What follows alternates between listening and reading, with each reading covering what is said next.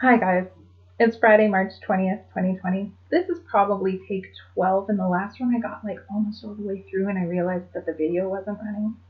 So we're gonna try this one more time. This is skill a day video number 4. But today's skill is gonna be something a little bit different. This is gonna be something that we make. This is gonna be a step-by-step look at your business and your career. Because you see, everyone's kind of in the same boat right now. The whole world is grinding to a stop. Businesses are being forced to close either for precautionary reasons or because there's just not enough customers and staff right now. Even if you're a side hustle, you're not immune to this. As a photographer, event planner, a musician, a crafter, the markets and the venues that you are at are shut up now. And even the homes that used to welcome you in for consults and sessions, those doors are closed now too. So it feels in a way like all we can do is hunker down and wait for this to blow over. But I'd like to offer an alternative. What if instead of sitting on your hands for the next 2, 3, 4 weeks, you use this time to figure out how you're going to be better? Maybe you feel like you're already doing everything well, or maybe you feel like you're doing everything you can for your business. But I'd like to walk you through a few questions to help you assess and see whether there really is room to grow. By using this time productively for your business, you can hit the ground running while everyone else is just beginning to dust off. Because the world will wake up from this. Maybe you need a new business. Maybe you've always wanted to start one. Now is weirdly a really good time for that. Honestly, prime is quite low. You could get a loan. It's not going to cost you anything to stay home a little extra to work on figuring out all of the details for your business. If you invest now and you get things ready, you could take off running. So the first few questions we're going to talk about are questions about who your company is. The identity of your company is important. It helps people to know what you do well.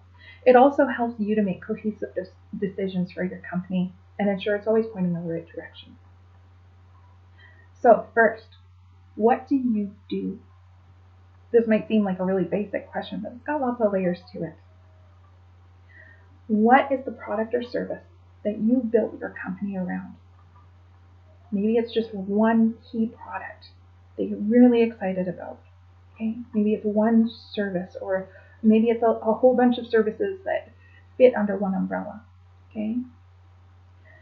What do you do really well?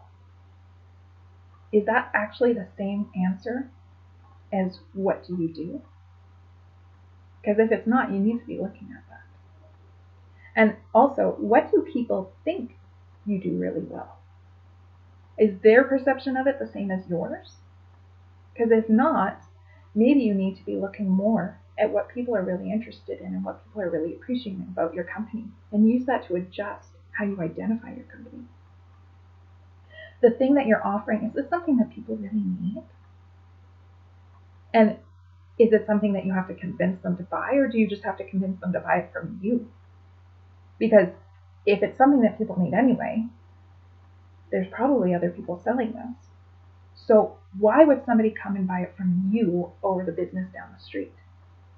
What is it about your product that's different? What is it about your service that sets you apart? Product differentiation is huge. Okay? When we have a varied economy, when we have lots of different businesses kind of doing similar things, you need to stand out from the crowd for your own purposes and your own reasons. Now, who are the people that are actually buying from you? Who is your market? Let's start with who is your intended market. Who were you always planning on coming and buying from you? When you envisioned your business, who did you envision using it? Now, who is actually using it? Because this isn't always the same. Sometimes we think, oh, hey, I'm going to start up this bar. It's going to be so cool, and it's going to be full of hipsters. And then all of a sudden, it's the local senior hotspot. That's not a bad thing. But we need to take that into consideration as we're making plans. Don't force out the people who are keeping your business alive just because they don't fit your picture. Now, these people who are actually keeping your business alive, how are their needs changing? Okay, people grow, people change, they hit new stages of life, they hit new ages. If you are in a business that's catering to boomers, They are all going to be moving to fixed income soon. You need to figure out how you're going to roll with that. You need to figure out how you can continue to change with fat, with needs, with sense of comfort, okay, and with whether or not people have money. If you are a frivolous kind of company that people just buy that when they have lots of extra money, what happens when the whole world doesn't? How are you going to adjust your company to fit that need?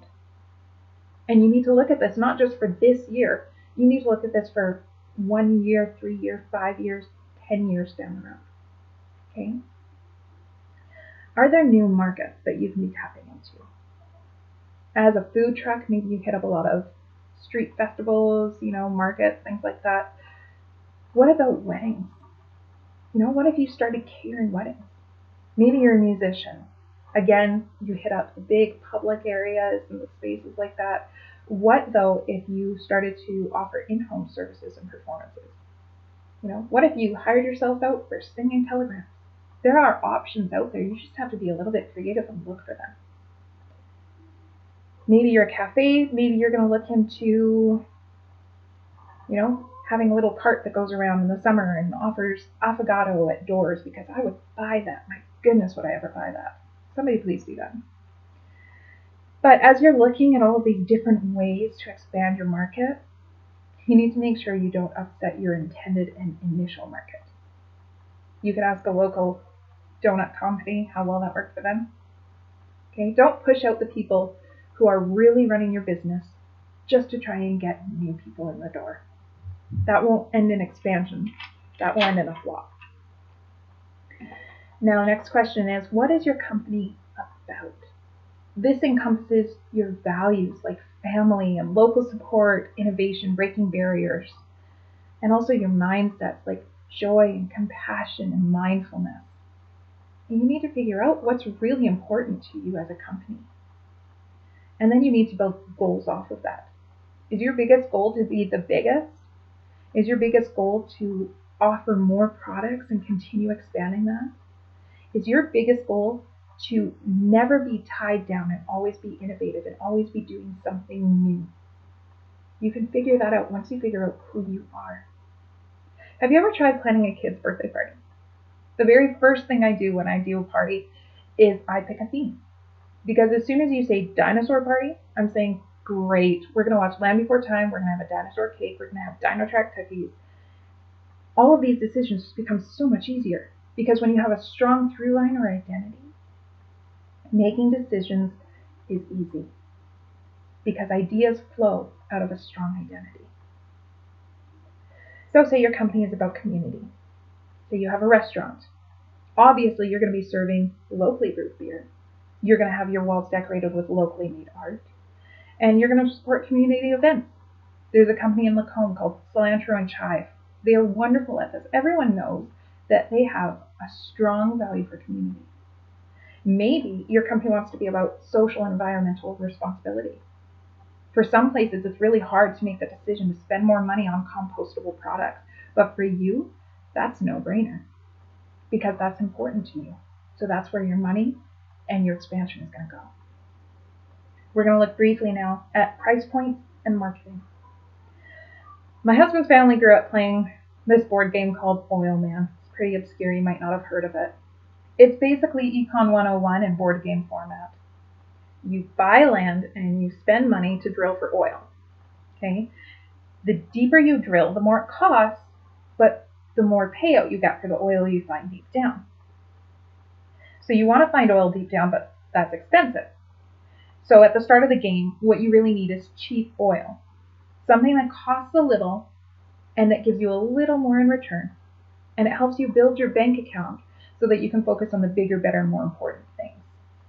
This is especially important at the beginning of a game and at the beginning of a business. Most people don't want to pay a premium price until they know that you have a premium product or service. Don't shortchange yourself. That's not what I'm saying. Okay? Don't cut into your margins and sell at a loss. But differentiate your price points. Okay? A lot of places are able to do this. You can offer something of a product that's a little bit less expensive. Maybe because it's a smaller size. Maybe you have like a sampler product that you can have, or or, side items on a menu. Maybe you could offer a new release special. But this is just making your business more accessible, opening it up to more people to try it. Once you're established with a reputation, people will pay without questioning because they know and trust the value. Okay? If you have things like expensive materials, precision work, high-end jewelry, things like that, there's value implied because of the cost. People understand that. So this isn't as important, but it doesn't hurt still to offer varied price points to widen your market still. Now on to marketing. What do people hear about you? Okay? And how do they hear about you? There's, the old standbys of billboards, print, online, door hangers. You can choose from a wide range of things just depending on what your company is and, what suits your needs. But across all of them, what you really need is a clear theme. Okay? People need to be able to look at your advertising and know without a doubt that it refers to your company. They need to know your name. They need to know what you look like. And ideally, the way that you design your advertising will represent who you are as a company. Okay? You can have a color theme. You can have a mascot. You can have a visual theme. You could have a gimmick. You could have a jingle. How about see Doug? See Doug make copies. See Doug for all your copy needs at Copies Now. Okay? If that were a radio jingle and it played multiple times a day, you would get the idea that if you want to get copies done, you go to Copies Now and see Doug, right? There's a local realtor. He made a jingle out of his name. My kids sing it now. If ever we were talking about a realtor, they'd be like, oh, you should call this guy because my kids know who he is because he did it right. He said his name 1,000,000 times and made it clear what he does. And so now, whenever you think of that, whether or not you want to use him, that's popping up into your head. Okay? That repetition, that visibility, that's huge. You need that. But people need to know more than just your name and what you do. They also need to know whether or not you do it well. And unfortunately, it doesn't matter how much money you spend on advertising, word of mouth is still going to be the biggest sway on whether or not somebody comes and uses your business. And you can spend every dollar you have on convincing people that you do something well, but you get a couple bad reviews and people are not coming to your door. You need to make sure that you are serving people with consistency in your service and in your product, in how you treat people, in how you receive them, in how you express gratitude to them.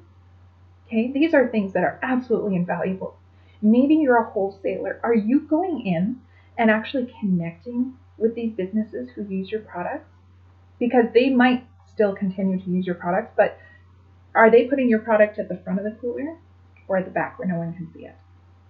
Because there are different ways that they can influence that, and you can influence that with how you treat people.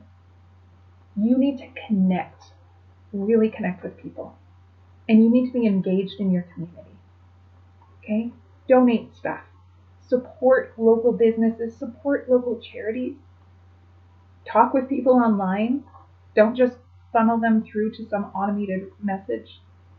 You need to be a real person, because then people really like to engage and connect and support.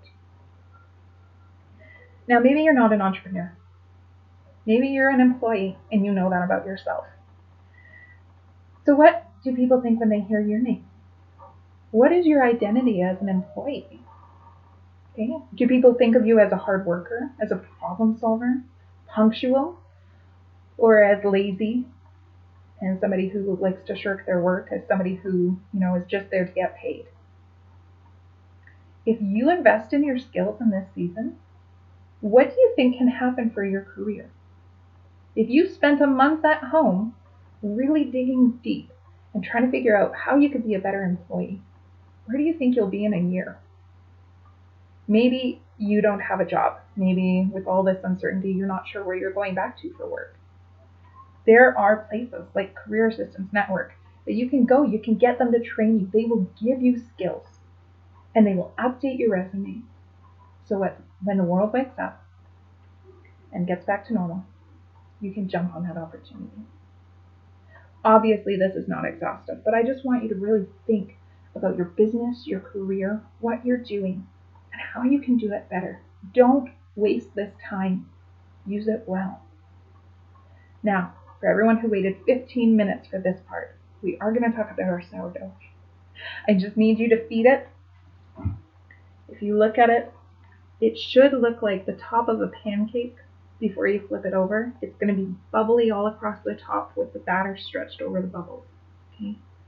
4 ounces of flour, 4 ounces of water. It'll smell sour and tangy, and that's good. Stir it in, cover it up, and tomorrow we're making bread. All right, we'll see you then.